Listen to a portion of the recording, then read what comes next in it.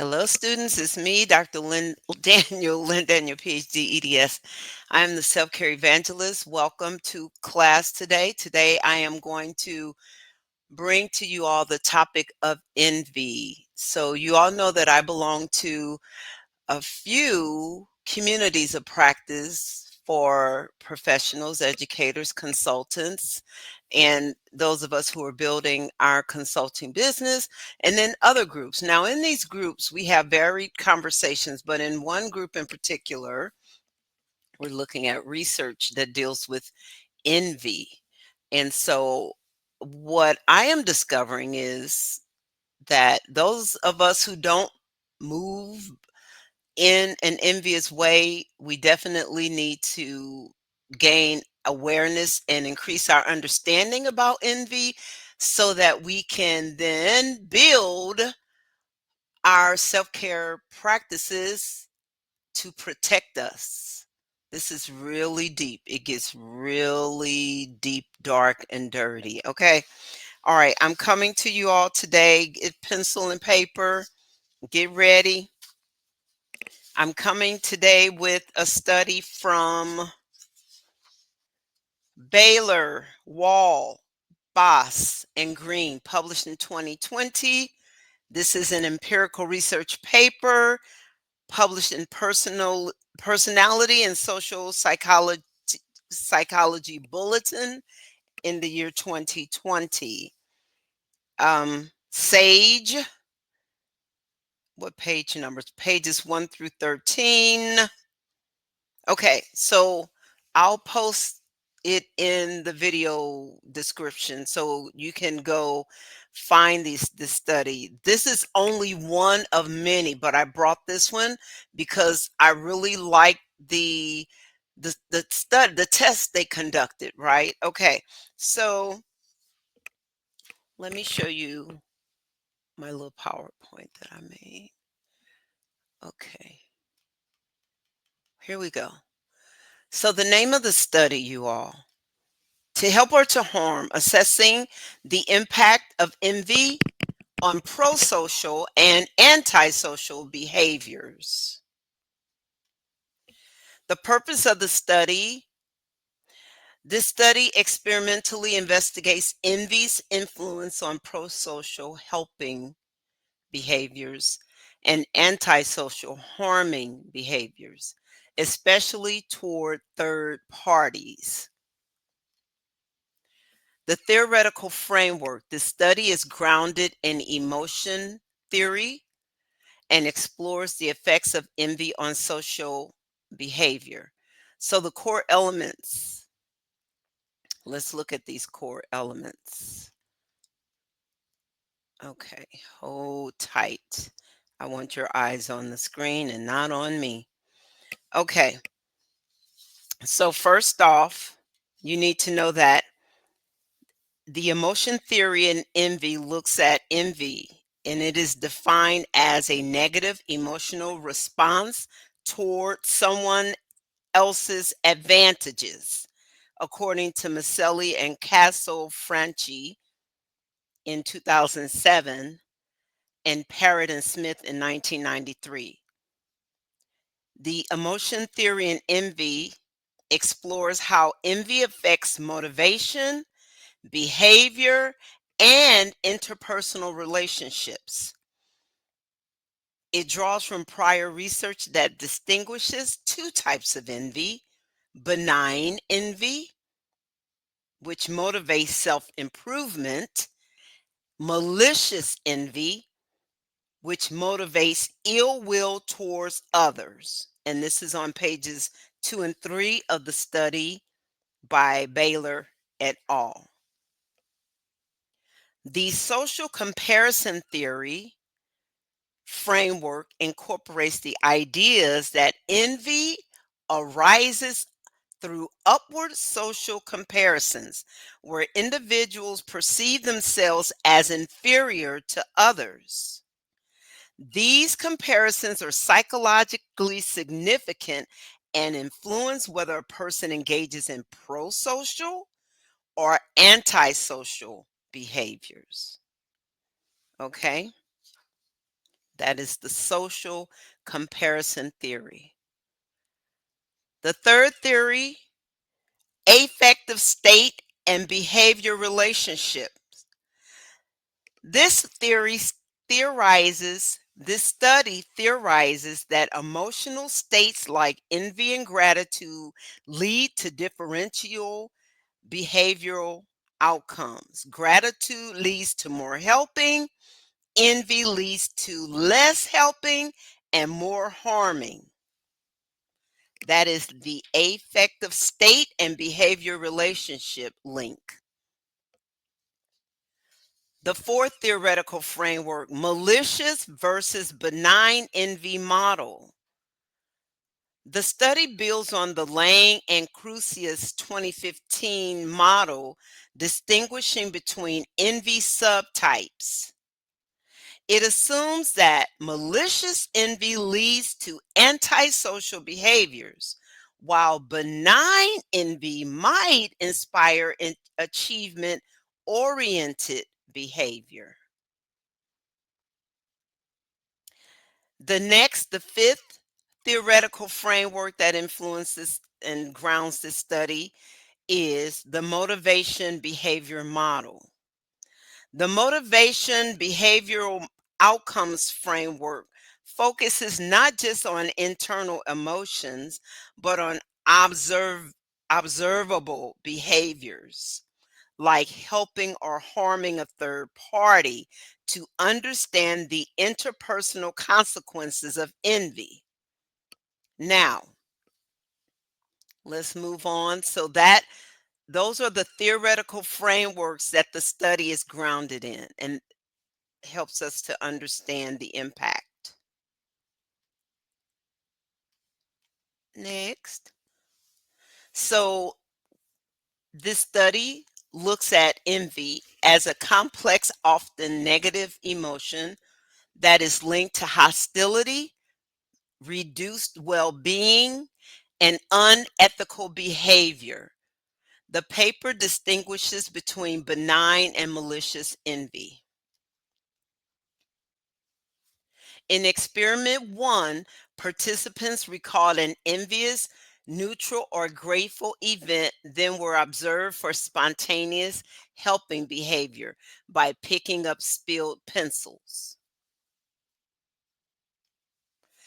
Experiment one results showed that envy significantly reduced helping behavior. Gratitude did not significantly increase helping compared to the neutral condition.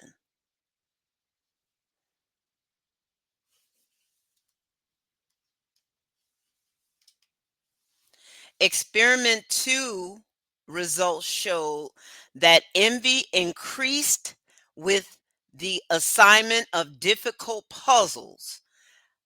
Harm resulted as a harm was the result, but envy did not significantly reduce helping. Grateful and neutral participants avoided harming others. The key takeaways: envy leads to less helping, envy leads to more harming behaviors. These behaviors are directed even at innocent third parties. Gratitude had limited protective effects.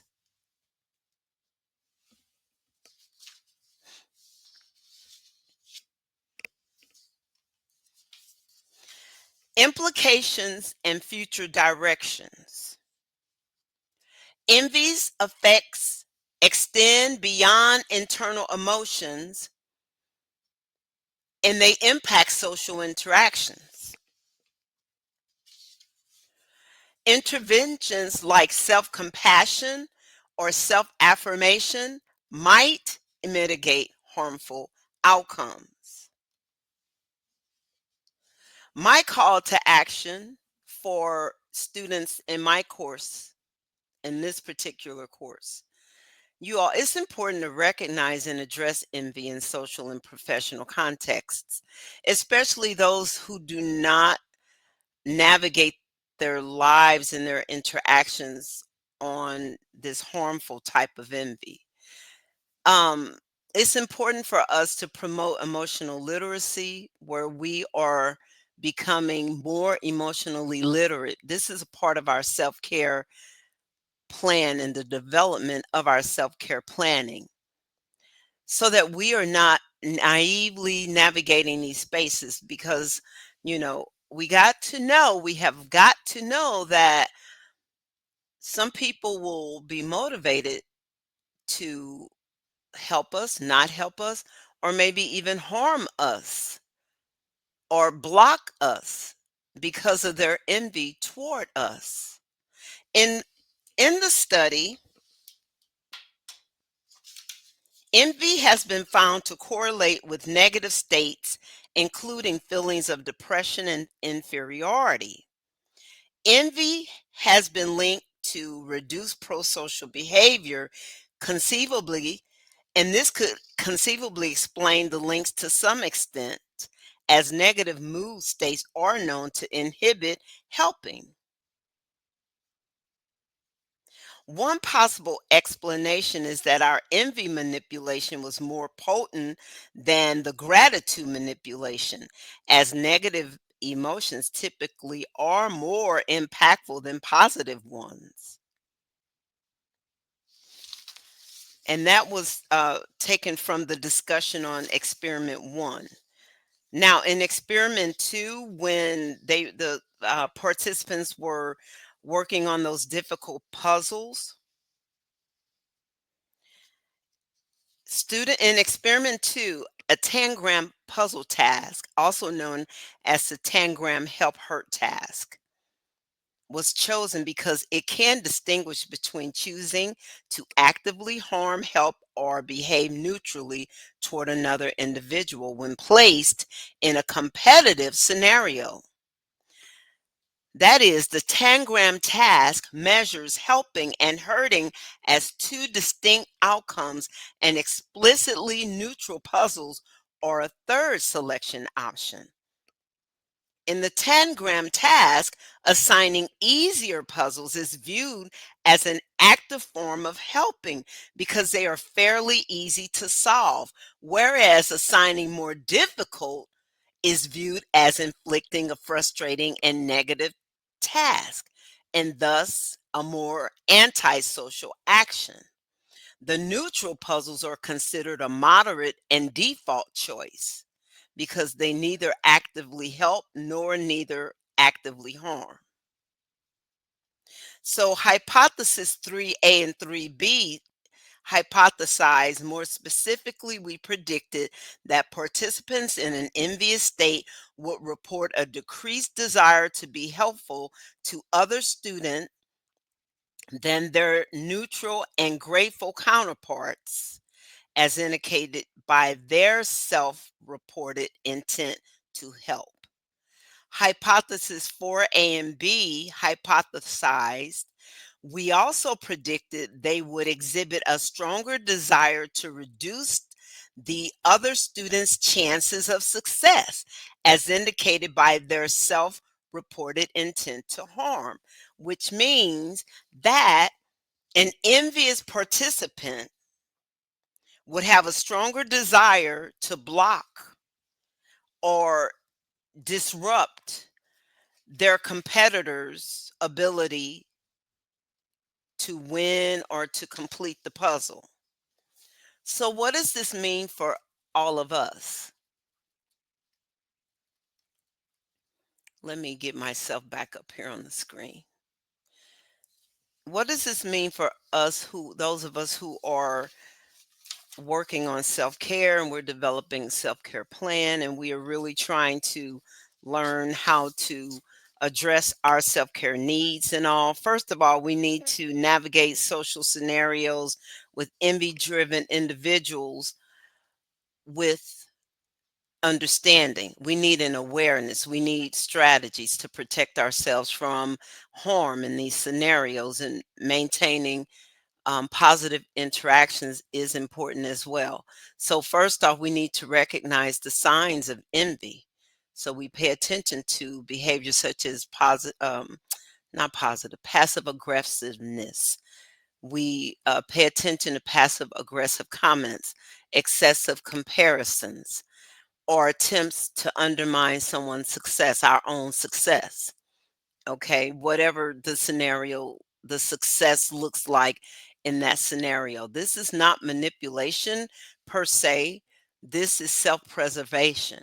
Okay, this is strategized self preservation. We stay confident, but we remain humble. We continue to pursue our achievements, but we avoid boasting. We remain humble. We have that balance, confidence with humility so that we can diffuse envy. This is so important because we can't, it's not our responsibility we, to drive an envious person and to navigate, like m- make them change. It's us. We have to have the awareness and the skills to navigate the scenario. So we stay confident but humble. We limit personal disclosure. So we don't share our victories, our personal victories with people prone to envy. We don't share those because those may be perceived as threats. So we just minimize them or don't talk about them at all. We set boundaries because that envious behavior can become toxic. Toxic. Frequent belittling can go on, which is toxic. Sabotaging your success, like in the study, which is toxic. So politely distance yourself from unnecessary interactions. That's how you set the boundaries. Encourage positivity instead of engaging in competition. Highlight their strengths, their accomplishments. Shift the focus away from comparison, right? Avoid retaliation. If faced with manipulative or harmful behavior, respond with grace rather than retaliation. Envy thrives on emotional reactions, so don't have one. Surround yourself with supportive people. Build a strong network of emotionally secure people. This is the main reason why, part of my self care plan involves engaging with multiple communities of practice in my professional realm because it not only holds me to levels of accountability where I have accountability networks, but it also engages me in learning and expanding my understanding of what these behaviors look like and how these behaviors can be in myself navigated. And so I surround myself with people who are wiser than me in many ways that I'm not. They have more skill sets than me in many ways that I don't. And I share my skill sets because they can accept them without envy. Okay. So, we can also maintain our personal space. One thing I have noticed in the studies is that people driven by envy, they behave negatively. They engage in negative behaviors more often in public scenarios. So, if someone frequently intrudes on your time or in your space, in your time, politely say, I value our conversations, but I need some time to focus. Set emotional boundaries. If someone tries to make you feel guilty for your achievements or for whatever it is that you have, you can reinforce that you've worked hard and you've committed, and then just um, invite them to celebrate with you. If someone is, um, you know, wanting to get to know too much about you, just share, engage in selective sharing where you share something that isn't triggering something, or you just tell them that you would rather keep things private. That's you building a boundary. Okay. Avoid comparison. If someone constantly compares themselves to you, Just gently steer the conversation away from that and just encourage them. We both have unique strengths. Let's focus on supporting each other. That could be the message. Decline manipulative requests. If someone asks for a favor out of jealousy or out of competitiveness, stand firm. I can't take that on right now, but I hope you can find a good solution. That could be a response. Uh, in harmful conversations. If the interaction turns toxic, calmly disengage with something like, I prefer positive discussions. Let's talk about something uplifting, and then shift the subject or just exit the conversation altogether. Okay, so I really trust that this today's course has been helpful to you. I encourage you to find the study. The study again is the title of the study, To Help or to Harm, Assessing the Impact of Envy on Prosocial and Antisocial Behaviors by Baylor et al. 2020. Thank you all for being here today. Be blessed.